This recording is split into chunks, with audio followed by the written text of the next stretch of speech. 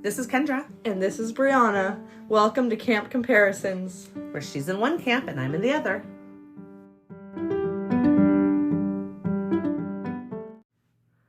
You know that little line we decided on from the beginning where it's like where she's in one camp and I'm on the other? The one I just said, obviously, in the intro. Yeah. I don't really think that's the case anymore. When we started, I was very much on like, there's so many things that upset me about this. And you were like, no, it makes all the sense in the world. And now we're both kind of like in the middle. Yeah, I think we are both in the middle. We've rubbed off on each other. But we said, I think it was like one of the first episodes, like the first or second episodes, we even said like that, like we'll see how it goes. Like, didn't we comment on the fact like this might not be the case? Might be the case. Yeah, I don't remember. We can always change our intro. That was ages ago now. Ages. I know. I just think it's funny every time I say that. I'm like, we're kind of, sort of, well, I made our own more camp. On the defending side. Like, at the end of discussing a scene that's different, you're like, I don't see why they did this. And then I'll be like, well, I think they made sense why they did this. And then that's all. Then we just end it. Well, we're not going to change our intro at this point, but I just thought it was funny.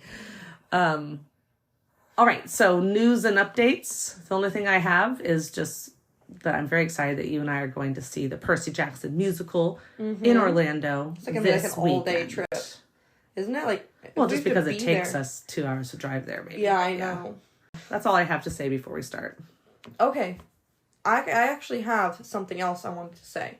Okay, so I was on Instagram, and you know, like they'll show you like a sample of a thread to try to get you to like get threads. Oh yeah, which I keep thinking about getting and not getting. Well, I just like don't really care enough to get it because mostly everyone will also post on like X. But Rick, I don't know if he posts on X, but no, he doesn't. I'm pretty sure he exclusively posts on Threads now. Right. And so I saw one of his, and I was like, oh my god, I have to read the rest of this. I need to download it right now. So first of all, we have a Camp Comparisons because I was on the Camp Comparisons Instagram when I did it. So we have a Camp Comparisons podcast Threads now. Wow. So there you go. Okay. For anyone who's not on X and who's on Threads, we have that now. But I got to read it, and it was about the PJO show. Oh, good. And it was about specifically, oh my god, I couldn't even believe it. He tweeted, or not tweeted it. What is it called? He threaded it? He thread the needle today. I don't know. And I was like, it's perfect timing for a podcast. This is what he said. He said, after hearing a pitch from a PGO episode today, I was thinking about what makes me embrace a change from the source material or not. So this is his thought process when he decides, okay, we're changing. Part of this episode is going to be changed from the source material, from the book, right? Oh my god, this is so exciting to me.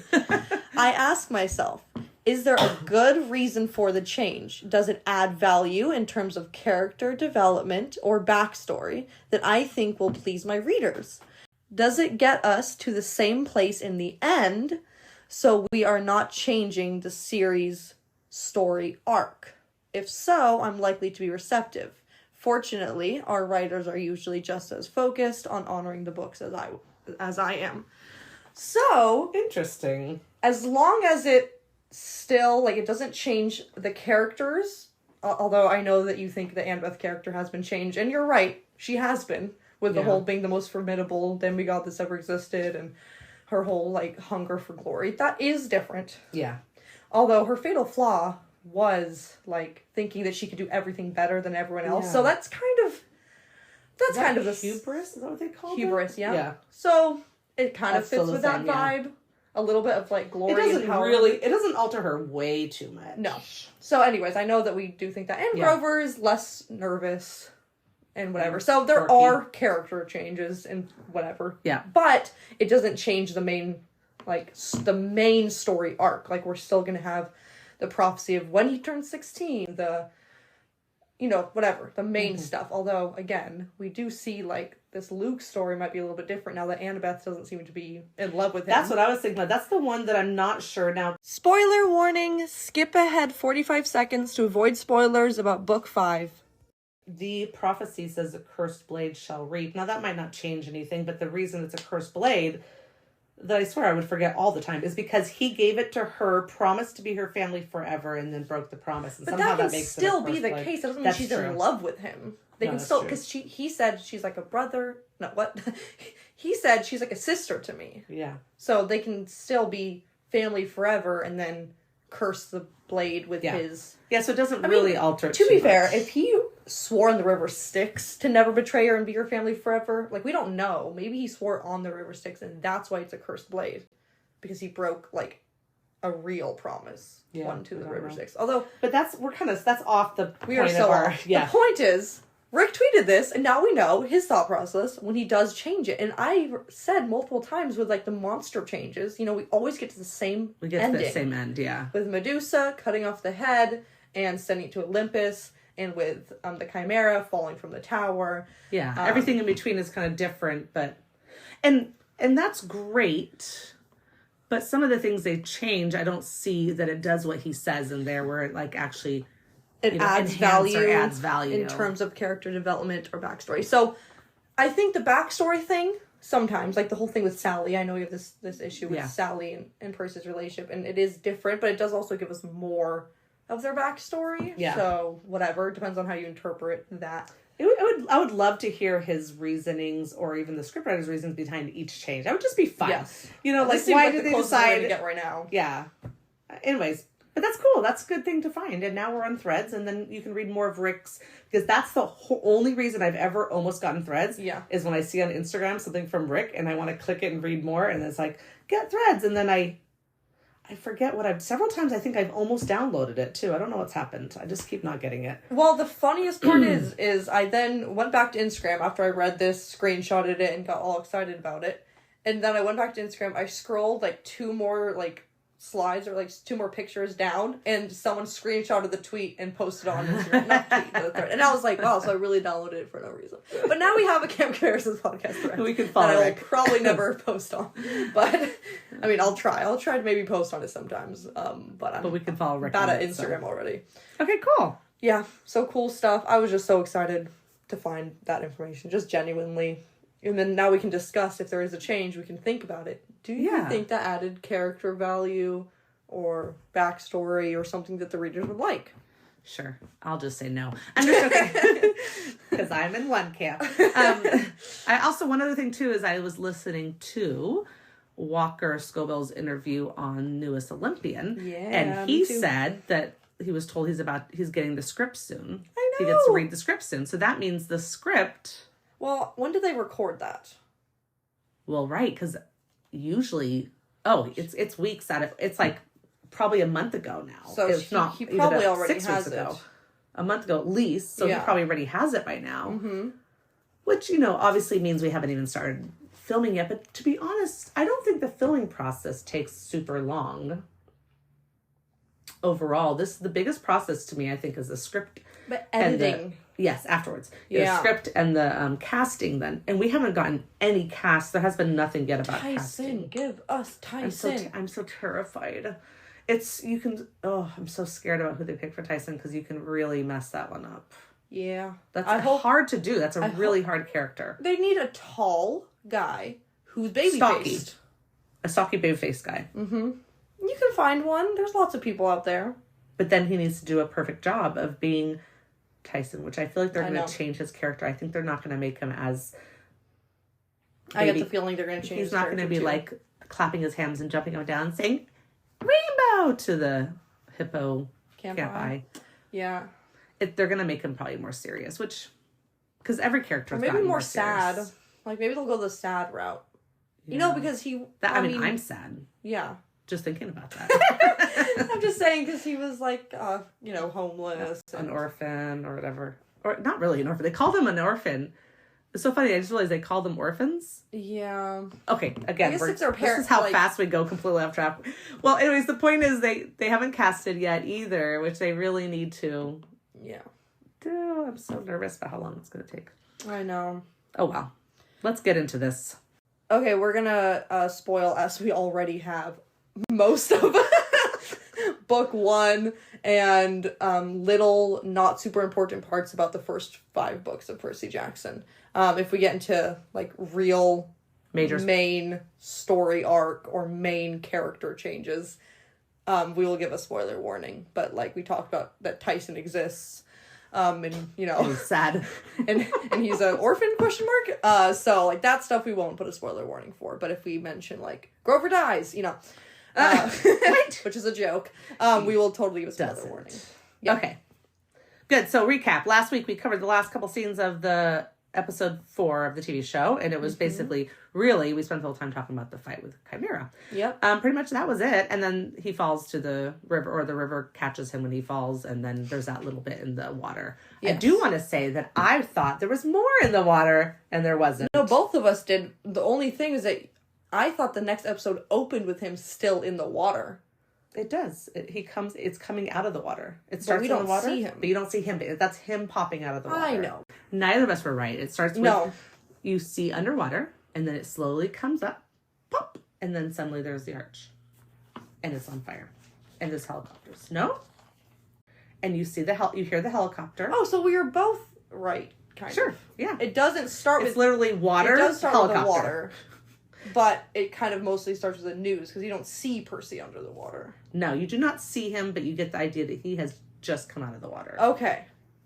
No wonder why we were confused. I don't even remember. I just watched it. I don't remember it starting underwater. I thought it started with the arch on fire. I wrote it right here. Starts in water, coming out. I believe you. I wrote it does start with the news, so I missed that. Yeah. It was a blink too hard. And we have started chapter 14 of the book in the end of last episode. So this is still chapter 14. And we're just missing where she's telling him you need to go to Santa Monica. Because instead they do that thing where the character recaps it to their friends instead of showing the scene. Which makes sense, because the underwater scene was hard. It was like a stunt. We saw, in the behind the scenes. We didn't need it. I agree with that change. We don't need to hear her saying that right now. It was hard. He had to do basically a stunt to be underwater and to mouth, for them to be talking underwater, and plus she was all made of CGI and stuff, so it makes sense. Yeah. Okay, why don't you cover your first note? Okay. Well... That was your first note. Well, the first note is that it starts with the news, but whatever. He's underwater, then he pops up, except for you don't see him, and now we have the whole... From the arch, it's on fire, it's smoking, there's helicopters, whatever, this whole thing. You see a bunch of news people and police officers, and Grover and Annabeth are standing there by an ambulance, I guess, as survivors. I guess. Because the thing is, they weren't even up there when it happened. They'd already gone down. Yeah. But they would have been one of the many people who had gone down with the alarm and stuff. But for some reason, maybe there was a witness that said that they pulled the fire alarm. Because remember, they did pull the fire alarm. But for some reason, the police are looking directly at Annabeth and Grover. And Grover's getting, nervous about that. I know, because it's so funny, because he's saying they're looking at us, and she's looking at the face while he's saying they're looking at us. I know, that was such a cool scene. And they're both thinking the same thing. They're looking at us, just different people. Yeah. So I'm going to just jump in here and say, in the book, we get Percy popping out of the water, right near the arch. Not far away where he does, right? Yeah. And he comes out, and then the little girl's like, "Mama, that boy walked out of the water." We maybe talked about this last time. Yeah, we did a little bit. And then she's like, dry. She's like, "That's nice, dear. He's completely dry. That's nice, dear." And then it goes into the whole you hear all the news ladies talking, we don't know what it is. It might be a terrorist attack. All this stuff, right? You hear all that kind of thing, and they're like, Channel 5 has just learned that the cameras show an adolescent boy going wild, blah blah blah, and then as it goes. Oh, wait, no. It's a little bit later where they say, oh, we just figured out it was Percy Jackson, right? Because they've been following him all this time, which we don't know about yet. This is the first episode that we see that the news has been talking about his disappearance. I think this is the first time they are talking about it. Yeah. Oh. Yeah, no, I'm saying this is the first time. Yeah. Where in the book, they've been talking about it. Every crazy thing that's happened, they're like, that's Percy Jackson, the crazy kid that ran off with his whatever, Yeah. He might have, right away, Gabe is telling people that he probably kidnapped his mom and stole the car. Yeah. And then the bus happens, and then they think it's Percy and some of his friends blew up a bus, or assault, what did they say? He accosted, it wasn't assaulted, it was accosted. Yeah, he accosted some old ladies on a bus. Yeah. Yeah, so we've been hearing it throughout the book, but... Yeah, so now... So when they go, oh, we just heard this actually does seem to be Percy Jackson, it's because they've already been talking about him for a while. But now he's really about to blow up on the news after blowing up a national monument. Yeah. So we don't get that type of thing. He's actually walking around looking for them, and then they see him. Yeah. So that's how we get to that part in the book. Yeah. So here, so Annabeth sees the Fates, right? Grover sees the police officers. The fates cut the string. The string of fate. The yarn of fate. What's it called? Don't know. It's not string or yarn. Whatever. They cut the rope. It's not string and it's not yarn. It is yarn. But I don't think that's what he called it in the books. He said that, that's not what Grover called it in the book. Yeah. Remember in that bus scene? Yeah, he says something about something about life, right? The lifeline. They cut a lifeline? Okay. They specifically cut a lifeline. Okay. Something like that. Anyways, so he, that's what Percy sees at the very beginning. And I remember we didn't have that scene, and we were kind of like, what happened to the fates? Isn't that really important? We talked about this in an earlier episode already. We did. But here's the part. So Annabeth is the one who sees them, and she sees the string get cut. And so now she's pretty worried about this as it comes up later in the episode. Yes. But she's like, listen, we have to go find Percy. So maybe so Grover thinks Percy's dead. Like, Grover straight up thinks that Percy's already dead. Yeah, you can see that in when she's like, let's find Percy, and he's like kind of looks at her funny, and she's like, no, he's not dead, I know it. Yeah, which is just interesting. Which is interesting because she just saw... yeah, right? She just saw it get cut. Wouldn't that be like, oh, Percy's dead? Percy's dead. Huh. Well, the whole thing about the fates has always, to me, seemed like it could be completely taken out of the whole story. Like, I know we talked about this before. Because, we already had it in the book. It happened way earlier. Grover and Percy sees it. Grover says they were looking at Percy, or Percy says they were looking at him. And Grover's like, oh my gosh, that means that someone's going to die, or whatever. Yeah, and he's like, you didn't mean to say someone, you meant to say me. Yeah. So then they're thinking, oh, Percy's going to die. In this scene, she's looking at them, and she says that means someone's going to die. And she knows it's one of the three of them. One of the three. That's what she thinks. But it's not the case. It's not even one of the three. And then when you actually get to why the fates did that, when he discovers it. Spoiler warning, skip ahead 1 minute to avoid spoilers about book 5. It doesn't even make sense. Like, why show him that if it's because Luke's going to die? Well. Spoiler. No, I'm just joking. Well. Oh, no, that is a spoiler. You gotta say I'm that gonna one. put it. I just thought because it just made more sense when he saw it for me. Although, not that Annabeth isn't connected to Luke. But the prophecy is about Percy and Luke. I know that Percy isn't like the chosen hero or whatever. But he is the one to turn 16. Yes. To make a decision. Yes. And Luke's the one who's hero that a blade shall reap, blade whatever. Reaps, yeah. So still to me I think it's completely useless. Prophecy is like about the two of them. The two of them are pretty intimately connected. Kind of reminds me of Harry and Voldemort, right? Like this prophecy has the two of them in it. They are the people. Now, of course, it could have been Percy, or it could have been Thalia, or it could have been Nico. Or not be anything could have changed at that moment but it's still Luke. Yeah. Luke is the other person. Yeah. Percy is maybe the other person. Luke is definitely the other person. So, I don't know. I just think Luke should have saw the fates. I mean, I just think it's the whole idea of him putting the fates in. So, in the end, looking at it, I'm like, I don't care where the fates are. Because to me, I think that's a weird inclusion. The fates don't mean anything. I'm just like, for me, I think that I was happy to see them. Because it brought me some faith in Rick and in the script that maybe things are a little different. Maybe things are out of place. But we're always going to get something. The stuff that's supposed to happen. We did not get the poodle in the forest. I'm just saying. Yeah, but that's really a one-time stuff. Like, this does come back later. And to Rick, it's important to him. Obviously it is. Okay, yeah, because he didn't cut it. Unlike the nectar ambrosia, which apparently doesn't matter. Oh my gosh. We gotta get some nectar and ambrosia in season 2. Okay. But we get it, and Annabeth sees it, and so we'll see at the end. I mean, she does tell Percy.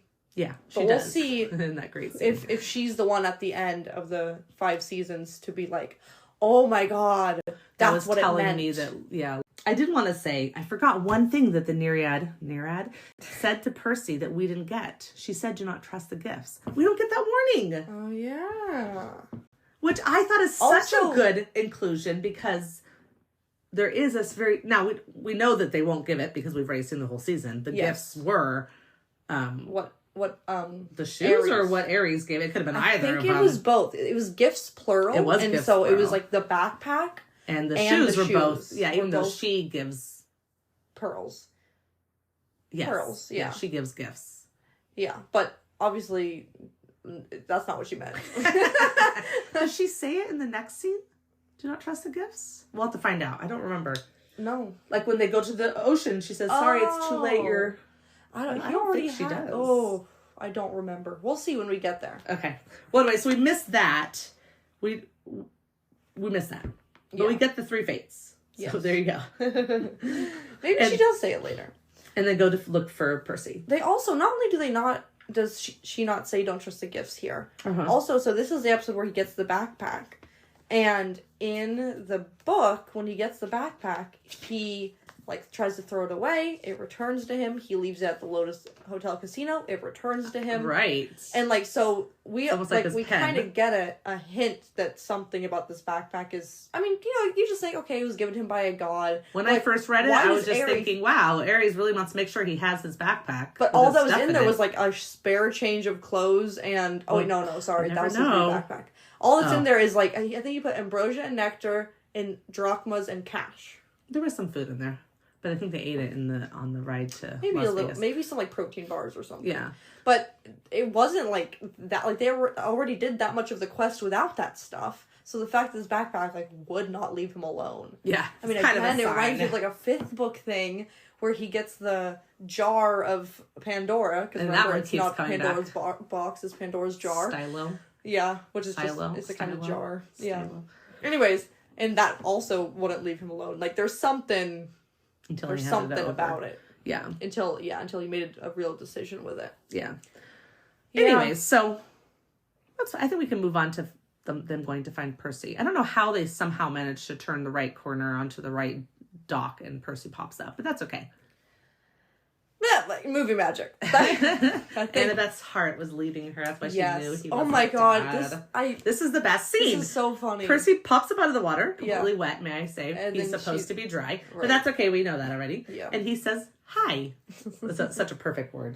Hi. Yep. I just came out of the water after blowing up the arch, falling, yeah. Yep. And then he starts to apologize. He's like, look, I'm sorry. I'm sorry I pushed you in the stairwell. Yeah. Like, I just didn't think I would make it, but hey, look, my dad saved me, yeah. Right? Everything's gonna be fine. He's so happy about his dad in this scene. It is like his faith has been restored. I know. It's very cute. I'm still mad that he didn't just originally have faith, because I'm sorry, but that's how the gods, like, live. Like, they need your faith, they need your trust. That's why they reward you for it, because it's literally, like, their lifeline. They should have sang him the song, Gotta Have Faith. Yeah, okay. Exactly. I can't believe I just sang and that got recorded and it's gonna go somewhere. Okay. It was just a teeny bit of So then we get the hug. Capital H. She just runs right, because like he's apologizing, thinking that they're mad. Probably because he just like cannot understand Annabelle's expression. But she is just like, she thought, you know, she was like, yes, he's alive, but I think she's still very relieved, especially after the fates. Yeah. So cute. And his face when. Like, they show her face. I think they show both sides. Yeah. His face, when she hugs him, is like, that picture is like so perfect. And it's like this moment where he's like, he's feeling something. Yeah, definitely. You know? And she's lost in the hug, but when he says something, like, she kind of like shakes herself out of it. Like, oh. Yeah, he's like, isn't that when he says, like, we have to go to Santa Monica? Or yeah, does he so he says, like, the hug? We need to go to Santa Monica. No, it's while she's hugging him. And she says, my father...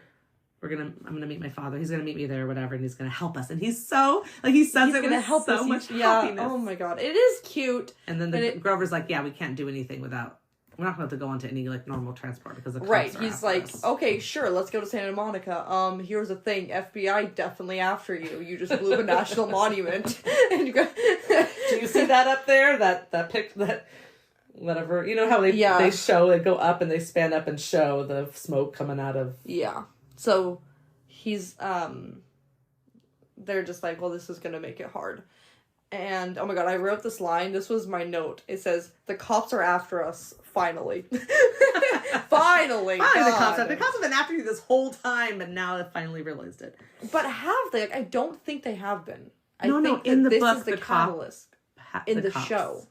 So I'm saying in the books, the cops have been after you all this time. But yeah, so finally in the show's caught up with the whole thing. Yes. So, yeah, because the thing about the son's suspected mother's disappearance, Gabe says that on Ares' phone. Yeah. Well, he doesn't say that, but the news article says that. And he's only bringing up that he's like, oh, not only did he blow up that national monument, I also think he's the reason my wife has disappeared. He's not brought this up to the news before this point. Yeah. It's how it comes across. But Okay. we're getting ahead of ourselves. Yeah, we definitely are. So, Percy is finally on board with the quest, right? So now they're walking. Well, before they walk, we have the one difference in the book I just thought was interesting is when he sees Grover and Annabeth, and Grover is the one that runs and tackles him with a big hug. Oh, that is cute. So that's a Well, little what does it say difference. Annabeth does? Annabeth stood behind him trying to look angry, but even she seemed relieved to see me. So she's still angry. She's still being she's angry because what the heck just happened? They didn't know where he was. But in that case, he didn't push her into the stairwell and like lock her out from. I know. And like that would have really made her that would have angry. really pissed off Annabeth. All he did was say, "I'll take the next elevator," and then she's suddenly mad. there was a problem. Anyway, so that's different. And now we go into chapter 15, where in the book they actually get back on the train. The train takes them to Denver. So in the show, they don't get back on the train. So somehow they still manage to get back on the train and go without the cops, without anybody noticing, hey, that's that kid they just splattered all, whatever. Yeah. But they end up getting on a train and going straight to Denver. No. Yeah. Yeah, Denver. And then, so that happens. So In this one, they're walking from St. Louis. They obviously did not walk to Denver. Very interesting, because Denver where did they go is to? much closer, right? Like, Denver what? is much closer to Las Vegas than Yes. St. Louis, Missouri. Which Yes. means that truck full of that animals that carries them, Took them a long way. it's a lot longer of a drive. Yeah, and 'cause they they're already did not have a very good time. They just had to spend one night in the book. Because how long do you think they were walking? Oh, yeah, no. You look at the map, like, That's Missouri, insane. you have to go, That would like, be 2 days. other... Where did they go to the bathroom? How did they eat or drink anything? Maybe Aries helped it get there a little bit faster. Just, like, warp the driver's mind so they didn't notice that they got there so fast. Yeah, They because could have I'm sorry, that's peed just in the hay. they have no food or water unless that's what's in the backpack as well. It's interesting because it makes more sense that they made it all the way to Denver, and then because driving from Denver to Las Vegas is not a long. It's not a short drive. Like I said, it's not if they a only long, spent one night, like when they woke up in the next morning, they were there. Yeah, That's what happened. They went, like, they talked for a bit, they went to sleep, they woke woke up in and they were Vegas. there. Yeah. This is gonna be like a 2-3 day drive from Well, St. Louis, Missouri to. yeah. I mean, even truck drivers have to sleep. Unless, in the Well, book, these there's guys two were- of them. These guys were also not like ethical truck drivers, so Well, then they would probably have a longer sleep. it's a 24-hour drive. Oh, straight. okay. 24 hours straight. So let's assume that the truck drivers, like, there's 2 of them in the book. No, we don't see them in the TV show, but let's assume there's 2 of them and they traded off and made it there in 24 hours. That I can see how. What are they peeing out the window? Okay, fine. they don't They made it stop there in to 30 sleep. hours. They don't stop to sleep, Yeah. They just stop to eat and Yeah. pee. But still, I just interesting. realized Yeah. that I didn't think about the fact that was a way different destination. I think they kind of did that on purpose where they have them walking to this, ending up in some kind of diner, and they don't actually tell you where it is. There's so you no kind way of they walked from forgot- St. Louis to Denver. No, they didn't. I mean, come on, there's no way. So they walked somewhere, we don't know where it is, and by Yeah. then you've forgotten that You they're in have St. forgotten. Louis, so it doesn't seem so crazy that they're driving to. Yeah, I think you're right. That was definitely on purpose. Yeah. But that happens. Very interesting. Okay, good. So now they're walking. Yes. And Percy is like, I just realized that we actually don't know who stole the bolt. Like, we think it's Hades, but he couldn't have been the one that stole it. So maybe we need to be, like, real detectives. And they're like, Uh-huh. We're there yeah, already, Betty. we know this. And he's like, right, sorry, I was a little distracted before because my mom's dead. But, anyway, so now he's finally on board. He understands what's happening. And it's because his father saved him. Yeah. Which I guess was a good move on Poseidon's part, but also not how it should have gone. But it's fine. It's fine. It's okay. Percy should be on board of the quest because otherwise it's the fate of the universe. Yeah. But, whatever. Yeah, and he even says right here, like, since the river... Like, Yeah. since my fallen river, whatever, and it's, like, different. So he mentioned something. Yeah, he says different. that, like, my dad saved me. That's not Yeah. something I ever thought he would do for me, and I feel like I should really be paying more attention to this quest. Exactly. Oh, I just realized that this chapter, also- 14, is the chapter name that goes with the show name, by the way. It's the chapter A God Buys Us Cheeseburgers. So. Chapter 14? Yeah. Nice. Yep, that's where we're at. Also, Annabeth is, like, being... Is this while they sit? Sorry, I can't remember. I think it is. So they hear a car coming. They hear... But yeah. then, Annabeth's like, that's a motorcycle because she's smart. And they sit behind that little wall thing. And then, oh my god, like, Percy's saying something, and Annabeth says something, but she's being a little bit, like, icy again. And then he has, you know, he says that thing about, like, why are you being all weird with me? I thought we weren't going to do that anymore. And then he's like, is it because of the hug? Like, it's okay, we don't have to make a big deal out of it. I'm like, oh my god, stop talking. Her look that she gives him is great. She's like, oh gosh, it's because one of us is gonna die. Like, what is your problem? Also, although that's literally just a hug. It's like it really is. Honestly, I thought that was actually not a weird thing for him to say, because that is the first sign of affection she's ever given him. Yeah, I guess. And it is a hug, and he is a boy, and I can see how he might think that she was like, oh my gosh, I can't believe I hugged him because I'm supposed to be tough and cool and not like him very much. I can see that. I guess. I was just like... He made a fool of himself there a little bit. My god. I know, but it's just so funny. Also, I just, like, love, like, how chill he's being about it when clearly he's still thinking about it, right? Yeah. Like, he's like, no, it's not a big deal. Like, you know, like, we don't need to make it into a thing. Annabeth's like, I'm not even thinking about it. You're the one thinking about it. That's true. Well, that's what I'm saying. Like, I understand him thinking about it. Yeah. Yeah. It is funny. But she tells about the fates and says it means one of us is going to die, and I love his answer. He basically says, he throws back at her what she said. Choose. Well, because she was saying that, like, fate and prophecies aren't, you know, they're what you... Yeah, you're right. Whatever. Like, in the train, So he says, well, I'm going to choose to do whatever I want. Like, you know, I'm not... This doesn't mean we're going to die. Like, we can make a decision. We can change the fates. Like, yeah. And I liked his answer. I thought, like, too. go, Percy. Yes. Yeah. Anyways, they get interrupted at that point. That was really cute. And then they hear the motorcycle stop, and they're like, and then the three little heads popping up is literally the best shot scene, like, in the entire episode. I swear. Every time it just makes me laugh. They're just like little meerkats. Yeah. It's like, whoop. I love how Grover is made to be sort of the spokesperson for them. Yeah, when he's 24. Yeah. He's like the one that's like, you know, no thank you, we don't need you. Yeah, we're okay. We're okay. Like, you can leave now. Yeah, so the reason, like, they hear the motorcycle stop, and then, but they still don't move yet. Yeah. Then they hear the guy on the motorcycle, like, who's, of course, Aries, asking, like, do you guys need any help? And they're like, then that's when they pop up. Like, no, we're good.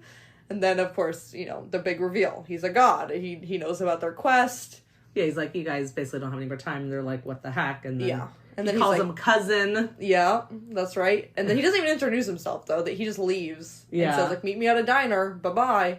And then that's when they're like, oh my god, it's Aries. And then Percy's like, oh god, that's my cousin. So Annabeth says it's Aries. And then Aries is like, you must be a child of Athena. And you can tell he has a problem with Athena.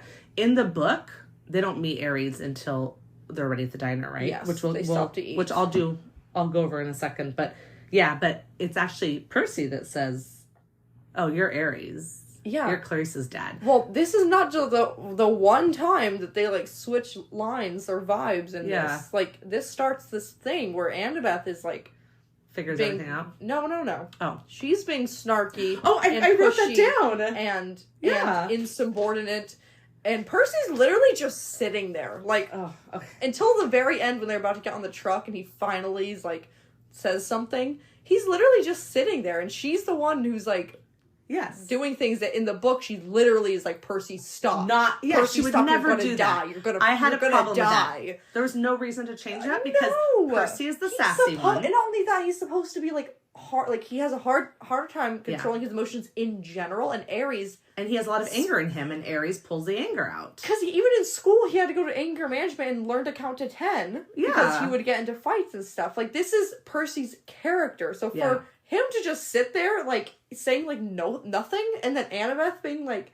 I mean, he doesn't say nothing, but yes. I wrote down, Annabeth is the sassy one here, not Percy. In the book, she's super respectful. Super respectful. There's only one god that you ever see her be constantly sassy to, and I will... that Hera? Yeah. Yeah, well, everyone and that's Hera. Later. Hera sucks. So, if you don't think Hera has some interesting ways of getting back at you, which you'll find out when you get to those books. Yeah. But, no. Hera's not someone you want on your bad side either, but that's the kind of person... for some reason, that's the kind of person that pushes that she cannot handle. Yeah. So, Aries... So that was weird to me, and I didn't notice it. Honestly, I did not notice it until I was writing my notes this time. I know. I was like, my first time, I did... After watching it the first time, I did think... Percy did not get angry enough. I did think that, but I didn't realize that Annabeth was the one that couldn't shut up. Annabeth took his Yeah, that was just weird, because that doesn't go along with her smartness. I know that she is, like, as Ares explains, right? I wrote on the exact quote, actually. We will push anyone down a flight of stairs to get ahead, as the Olympians, right? So Annabeth, of course, is following this, like, line of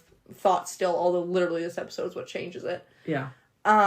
So maybe, like, that's her, like, urge to be aggressive. Like, she wants to, prove that she's better than him, or smarter than him, whatever. But it's just, like, that's not smart. It's not the smart thing to do. He's a god. He'll just smite you because he wants to. Like, I don't think there's anything about this that makes any sense to me. I can't see where that would make sense that they make her this way and not Percy. So all I'm going to say was flunk on the writing and flunk for accepting it, Rick. Sorry. Well, he basically says whatever he says. I don't know. I didn't really have any notes on what he says here. He just says, I'll meet you at the diner, right? Right. So before we get to the diner, I wanted to tell what happens in the book. But do you have anything else on the road that you wanted to mention? Except for him saying, like, what? That's my family or whatever Percy said. No. Wait, I wrote down here, such a liar, but about what? I don't remember. Should have been more specific. I said, the scene of their heads popping up is so funny. And then, such a liar, he's a good Ares, though. No, he is a good Ares. He is, like, a really good Ares. But what does he say to them right at the beginning? He says, like, he wants to help them with their quest. Oh, okay. That's what he's clearly. And then when he gets there, he's like, yeah, you're going to fail. Yeah. Yeah. Yeah. Okay, I think that's what I was saying. He's saying that he wants to help them, but obviously he's lying because he's the one that has the lightning bolt. He's trying to doom them. Okay, cool. Yeah. And then I said he doesn't make Percy angry enough. Like, the second they meet, Percy already, like, wants to fight him. Like, doesn't like him, doesn't want to accept any help from him. Like, he's, in the book, he's just so angry so quickly. And he realizes, like, not all of this is even mine. Like, he's clearly radiating this type of energy and making me react this way. Ares is. Because of his, powers of war, and thus, very war feelings. But they could have shown that, even if he's not being even if he's not saying things, he could at least, like, looked angry just meeting Ares. He could have said things too. That would have been totally fine. He could have said things too. So in the beginning of chapter 15, we have them arriving to Denver, and they actually decide to go and contact Chiron at the camp. So we have the whole scene where they go to the car wash and call him. Now, I'm going to skip all that over because that will compare to when they're on next episode. And that's next episode. Okay. Yeah. So we'll go back to that and, like, see what's the same or different on that. But that happens now. They call, Chiron's not there. They talk to Luke, right? So then they're all done with that. And they decide, oh my gosh, we're so hungry. Let's go find dinner. And then they show up at this diner. And they're sitting there. They say they're going to order dinner. And the waitress is like, do you have money? And they're like, all like, oh no. Yeah. And they're all looking sad and puppy dog eyes. And then suddenly, out of nowhere, and I wanted to read this because it's very interesting. It says, a motorcycle the size of a baby elephant had pulled up to the curb. All conversation in the diner stopped. The motorcycle's headlight glared red. Okay, hold on. I don't need to describe the motorcycle. It talks about this guy in his red muscle shirt and all this stuff. He sounds really, really, like, intense. More intense than even Ares was portrayed. Yep. Red wraparound shades, cruelest, most brutal face. Yeah, I think this goes back to, like, the time period thing. Just how, like, Luke was described in the book as, like, the classic, like, cool blonde surfer, which is really, like, a time period cool guy. And now he's, like...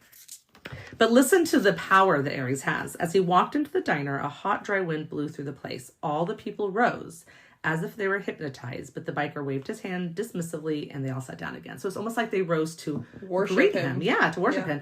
Everyone went back to their conversation. The waitress blinked, as if someone had just pressed the rewind button on her brain. So everybody kind of, like, paused for him to come in. Then he was like, okay, you guys can all be normal again. He clearly, which is funny, because they obviously didn't do that on their own volition. No. Like, that was making them do it, but then, like, power. Acting like they were there to worship him, but he also forced them to do that. Right, this is his mind power. Ridiculous. That's the crazy thing, because then also... she's now, the waitress now says again, like, do you guys have money to pay for this? And the biker's like, it's on me. And then he, like, points at her and she stiffens and then turns as if she's been spun around and marched back towards the kitchen. So he is able to alter the minds of all these humans, which I just thought was very interesting because I don't think I really ever let that sink in before. But you don't get that. This guy is, which is so funny because you know how I've said that a lot of the gods are kind of goofy and they don't make them goofy in the TV show?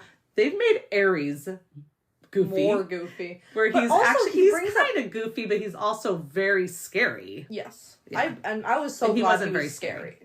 Oh, you thought he was scary? Well, I'm so glad, like, he did get scary sometimes in the talk with Grover a little bit more, and a little bit with Annabeth when he's, like, that chirping was, like, funny in the beginning. I haven't re-reviewed that part yet. I've only got as far as this diner scene. Fair enough. Well, he is scary a bit. It's not the same power of making other people angry, but, like, him just being angry at them is, like, does give you a little bit, like, oh, geez. However, about the goofy thing, he is goofy in this TV show for sure, but not only that, he makes that joke about how Athena's always talking to an owl, and, like, she's so wise, but all she does is talk to this owl, which is another way to make the gods themselves a little bit lighter. I guess so, yeah. Come on, she's talking to an owl? Well, he could just be saying that. I don't think so. Okay, but, I mean, her owl is a magical owl. Does Harry Potter talk to his owl? Sometimes. Okay. But that's because he has no friends when he's in the in the Muggle world. Yeah. Yeah. I just want to say that we really see the gods interact with like normal mortals very rarely, right? Like we see them interact with demigods, which are literally half gods. Like so, when everyone paused and everyone stood up, they didn't. They saw all of that happen, right? That's true. So, like, we just see it really, really rarely. So this might be, of course, not saying that Ares isn't powerful, but I just don't think this, like, being able to control people with his mind is, like, a Ares-specific thing. Right, it might just be gods in general. They are so much more powerful than mortals. Yeah, okay. Like, insanely. I mean, already they can just kill a demigod by, like, looking at them, right? So, like, imagine... But I think that getting in their heads is a little bit harder. Because, right, all Percy gets is angry. But he doesn't, like... He can't, like, control his body movements. And getting into the demigods' heads is harder. Because they are half gods. Like, they really are. That's the whole thing. Right, exactly. Okay, cool. So, like, you walk in and... They walk into the diner and Ares is laughing at Twitter, which is... hilarious. So funny. I mean, I didn't mind at all that they did that with him, made him a little like more goofy and less scary. Because he's kind of ridiculous in the books to some degree, but he's not goofy. And in here, he was like almost lovable. Yeah, I know. Look, and I really liked Dionysus lovable, and now they made Gabe almost lovable. I know they're taking away some of the scary hate, which is funny because then they're also bringing some of the goofy characters more serious. So it's a weird change. However, I love the guy who plays Ares. I forget his name right now. But he's a wrestler. And he does such a good job. He did a good job doing this. It's not the exact book Ares, but he did a great job being But I felt like he was Ares. Yeah, he did a good job being this Ares. So I liked it. I loved his laughing.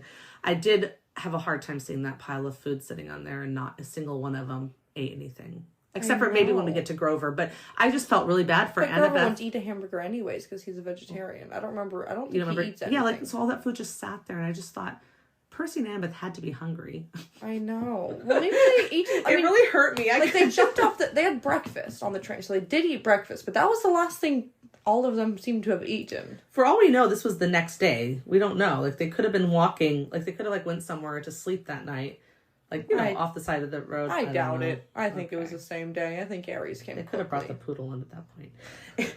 To get them to Denver. To get them to Denver. You know what? That's so true. That's a great point. Anyways, so the food's sitting there. They all sit down. This is the first time he shows the news report. This is our first news report. We've already talked about this news report. You can say more, but I just wanted to say that I love how Gabe starts crying when he talks about his Camaro. We loved that car so much. Anyways, that was perfect because that's totally Gabe. Yeah, yep, that's so true. He does not care about his wife. He cares about the car. Yeah. The only thing I wanted to say is that what I didn't notice the first time through is that a little like news banner that runs at like the bottom of the screen. Well, it says son suspected in mother's disappearance. So anyway, we get that's the only way you really get suspected. That's the case. But then I mean, even Gabe says like, well, I knew he was deranged, but I never thought he'd go this far. Or whatever. Right, but we don't know if he's talking about the mom the arch or the arch. So it looks like he's kind of talking about both things. Yeah. So anyways, that was interesting. And that does get Percy angry, definitely. But more at Gabe, not really at Ares. Nope. But he's finally like, we finally get like, I just remember after all the interactions with Gabe and him being like not someone that I hated at all in the TV show, that when we finally got this, I was like, okay, good. So he can die at the end and no one will be mad, because this is gonna miss him. A very, very jerk move to do. To like, first of all, your wife's missing.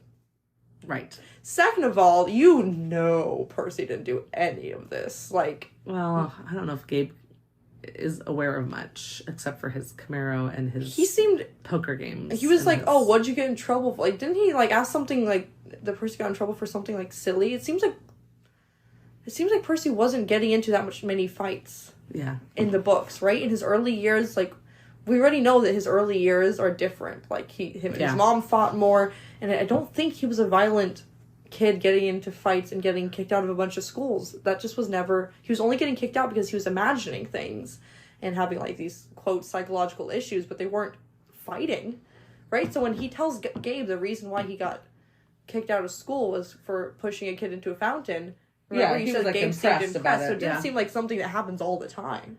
Yeah, I'm just saying, I don't know. I think that the biggest thing that shows...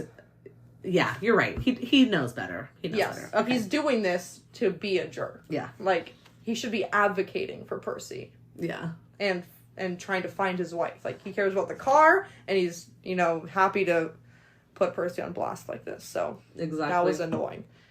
Okay, good. I already wrote that Annabeth is the one who can't shut up here instead of Percy. That's not the smart thing to do. Yeah. In both the book and the TV show, he mentions that, I think... Yeah, in the TV show. But he mentions that Zeus sent out all of his kids to go look for the Master Bone. So Ares looking for it, He says, I'm doing the same quest that you are, like that. Because they ask him, like, how do you know about the quest? And he's like, because I'm also on your quest. Like, not on your guys' quest, but I'm doing the same thing. I'm already looking for it. He says in the book, I haven't been able to find the weapon. You're not going to have much of a hope either. But, I'm trying to give you the benefit of the doubt. Which is a little different in the TV show. He's basically telling them, you're going to fail. Yeah. But... He says in the book, your dad and I go way back. After all, I'm the one who told him my suspicions about old corpse breath, which is Hades. Yeah. So that's interesting. I don't remember reading that because he's trying to frame... He's trying to fight a war. No, he's trying to start a war. Yeah. So get already two of the brothers are mad at each other. You just get the next one in. Right.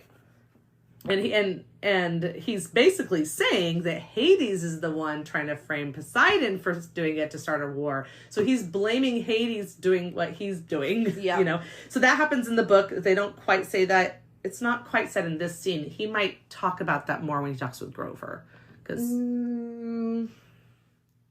But no. Okay, that's fine. He doesn't. He does not bring up how he told Poseidon about Hades or how Hades is trying to frame Poseidon. That does not get brought up at all. Yeah. The only thing he brings up is that Grover accidentally, like, pushes a button on him when he says, like, oh, but you found the thief. Okay. And then Ares is like, shut up. Yeah. Basically. But in this scene, and in the scene in the book, in both cases, he says, basically, if you do something for me, I will get you a ride.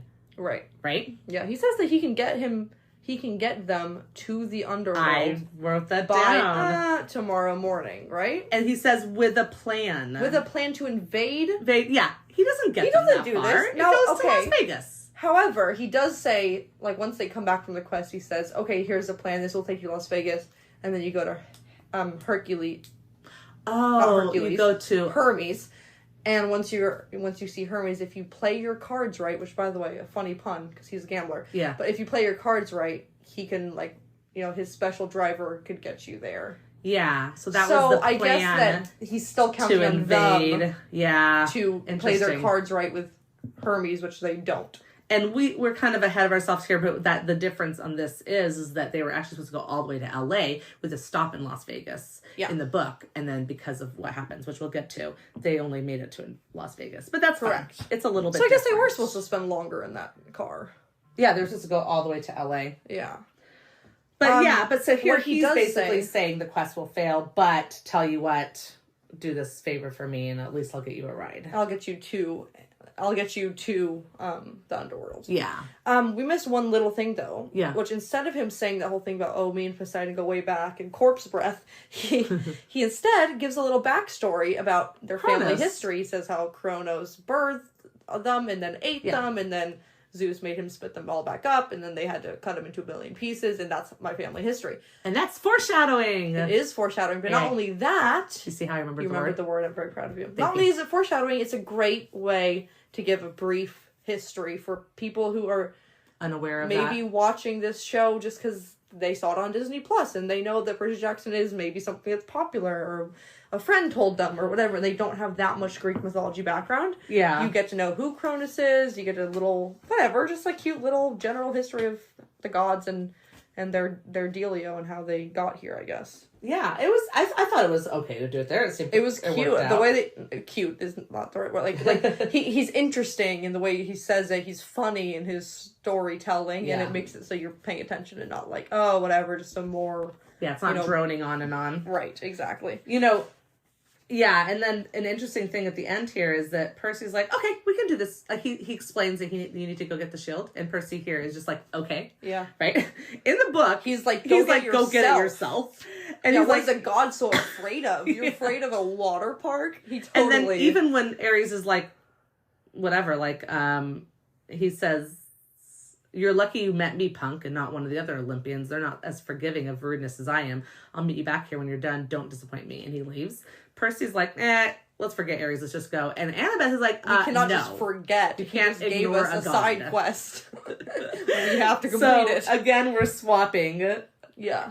We're swapping their roles here, which is a thumbs down for me, but we're not going to talk about that. Because any Annabeth further. is the one who says, like, something Yeah. about, like, we're not going to go at the Yeah, she's shield, like, or what are why you would we talking do that? Yeah, she has some sort of snarky comeback, which is when I started realizing that was when I was like, oh, wait, this is a total swap. Yeah. But anyways, that gets us to the point where Grover then walks him to the door. Oh, no, that gets us. Oh, that's right. Then he's like, I have to hold your.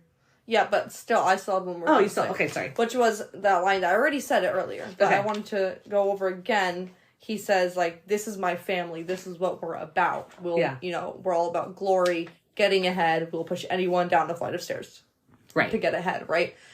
And this is interesting, right? Because this is this continuing theme from episode 2 about glory, about this is the way that all of the demigods are, all of the gods are. This is the way that they're, like, taught Almost like they don't care. They don't care about any of their friends. Yeah. They don't care about anyone else. They're all selfish, and they're all about this concept of glory.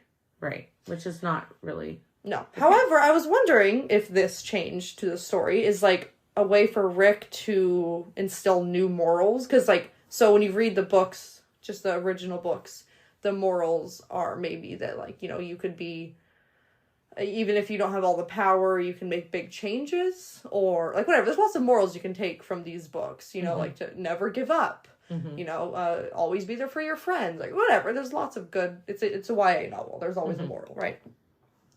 But this seems like a new thing, and I wonder if it's, I don't know, I just made me think, like, I wonder if it's his... A new message he wants viewpoint to of the world right now. Interesting, yeah, maybe. How, like, he's maybe, or maybe it's not...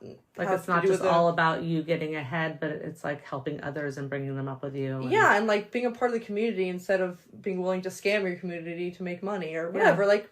Maybe it could he be just a new moral that he's... Because he is... We see in this episode the beginning of the change on that, and we even see...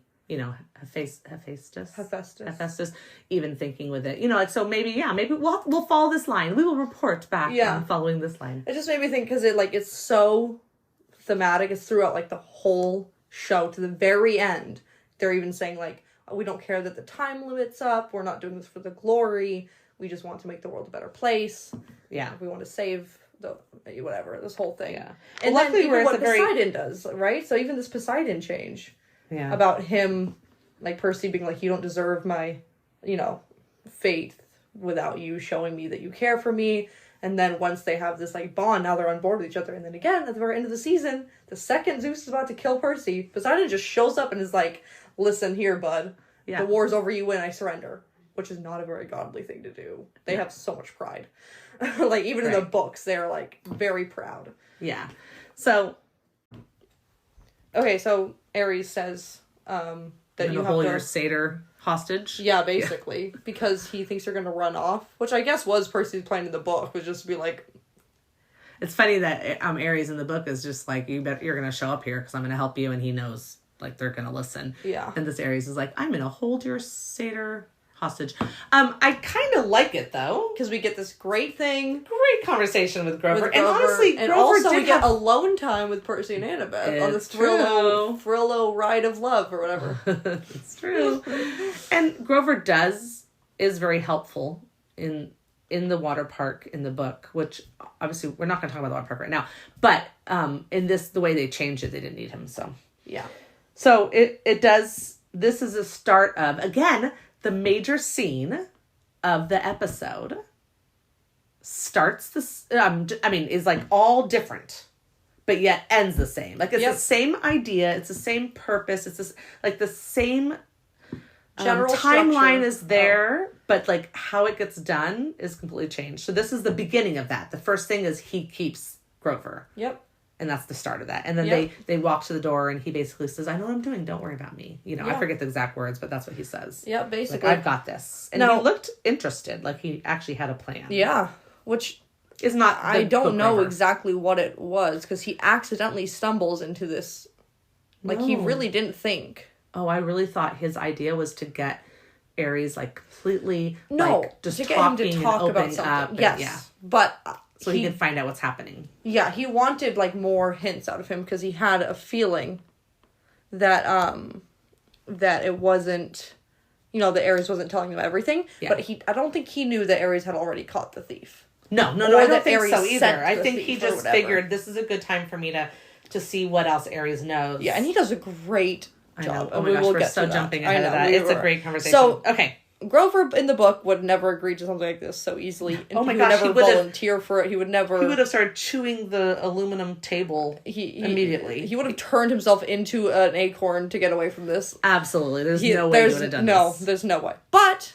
whatever. This Grover is braver. Okay. He's a little bit older, I think. That's my thoughts. Oh, my daughter just stole my pen because I keep clicking it. In the last episode, there's like 14 clicks. I never heard them. I did. Sorry. Anyways. Yeah. So this is different. Say? Oh, Annabeth describes Aries' power here in this conversation with Grover, although we don't actually see it, but she describes it to Grover the way that it happens in the book. Like, you have to be really careful talking to him. He'll make you angry. Yeah, he'll manipulate your feelings and he'll make you angry and he'll turn that anger against you. I totally missed that she said that. I mean, now you're saying it. Yeah.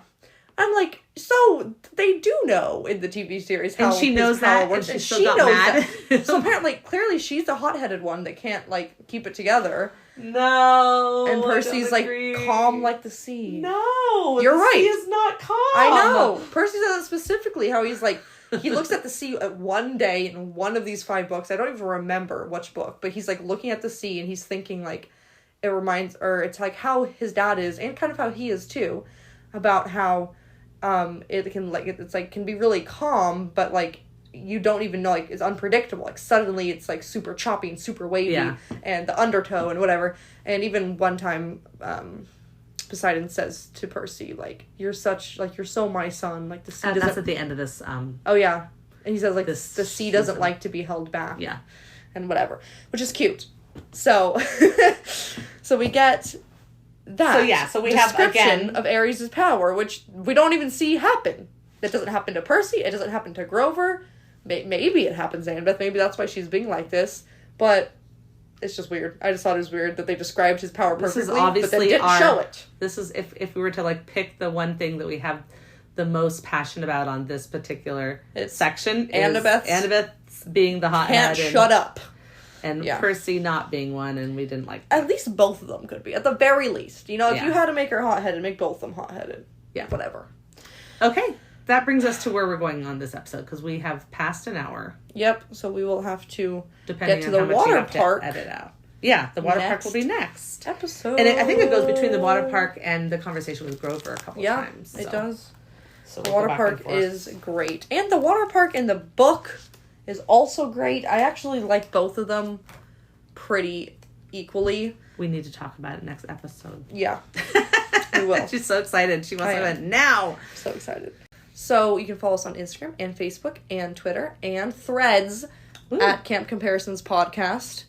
And then we also have our email. It's campcomparisons@gmail.com. If you want to explain to us why Annabeth is being sassy and not Percy, or just any general long thoughts about this episode, or about the Percy Jackson show, or about your cats, send us pictures of your cats. Why cats? Because cats were the best. Just okay, just so unrelated. did we talk about cats and I just missed it? Because I love cats. We talked about cats last episode. Oh, there you go. And we also talked about dogs last episode. Did we? Yeah. Chihuahua. Oh, yeah. Send a picture. We never got any pictures of anybody's chihuahuas, by the way. Please true. take a moment and do one thing for us right now. Go to your podcast app and rate and or review us. Yeah, if you leave a review with words, we'll read it on the podcast. Yes, we will. So, I mean, say as long something as you're, crazy, you know, and we will decent. and we will bleep out every third word so no one knows what it says. But we'll still read it. Just kidding.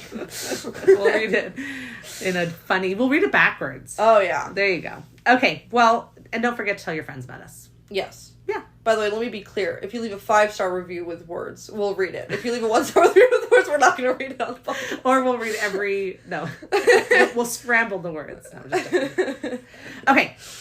We're done. Until Great. next time. We'll see you at camp. Bye. Bye.